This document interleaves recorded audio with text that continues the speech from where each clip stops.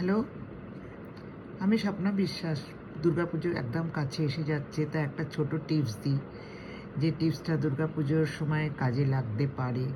কারণ এখন তো ওয়েদার চেঞ্জ হচ্ছে, যখন তখন বৃষ্টি হচ্ছে, ঠান্ডা লাগছে, কারোর গলা ব্যথা করছে, কারোর গলা জ্বালা করছে, সর্দি হচ্ছে, নাক দিয়ে জল পড়ছে। তা ডাক্তারখানায় যাওয়া সবসময় সম্ভব হয় না। আর প্রথমে নিজেকে একটু চেষ্টা করতে হয় ঠিকঠাক নর্মালভাবে ঠিক হওয়ার। তো দেখুন, সবাই তো আর রেকি শেখেনি, সেজন্য আমি রেকির ব্যাপারটা এখানে আর বলছি না। আমি শুধু বলছি যে যখন এরকম দেখবেন হঠাৎ নাক দিয়ে জল পড়ছে, তাহলে কিছু মেডিসিন খাওয়ার দরকার নেই। সোজাসুজি আপনারা গরম জল নিন, গরম জল ভালো করে জল নিন, নিয়ে টাওয়েল ঢাকা দিয়ে নাকে ভাপ নিন।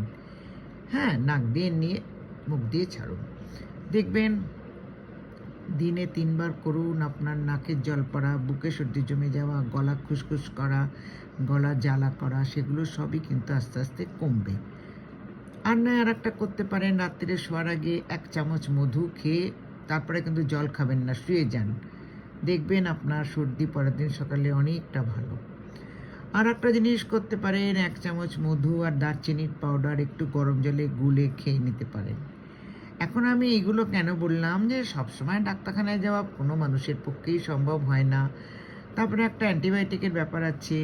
ভালো তাড়াতাড়ি সুস্থ হওয়ার জন্যে অ্যান্টিবায়োটিক দিয়ে দেবেন ডাক্তারবাবু। তখন আপনার আবার শরীর খারাপ হবে, তখন আপনি আবার ঠাকুর দেখতে যেতে পারবেন না। তো এই নর্মাল জিনিসগুলো করে একটু দেখুন না। আমি তো বলবো সবথেকে বেস্ট গরম জলের ভাপ নেওয়া, টাওয়েল ঢাকা দিয়ে বেস্ট। আমি গার্গেল করতেও বলছি না। আপনি দেখবেন আপনার ৩ থেকে ৪ দিনের মধ্যে আপনার সর্দি গায়েব হয়ে যাবে। তাই জন্যে আমি এই ছোট ছোট কতগুলো টিপস দিচ্ছি। আরও এরপরে একটা আমি মানি টিপস দেবো, ১ দিন ২ দিনের মধ্যেই আমি দিচ্ছি।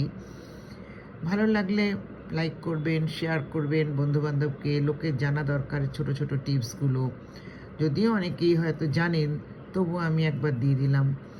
শেয়ার লোককে শেয়ার করবেন, সাবস্ক্রিপশন করবেন। হ্যাঁ, লোকে যেন ছোট ছোট টিপসগুলো পেয়ে যায়। সবাই ভালো থাকুন, দুর্গাপুজোয় ভালো এনজয় করুন, সুস্থ থাকুন, ভালো থাকুন।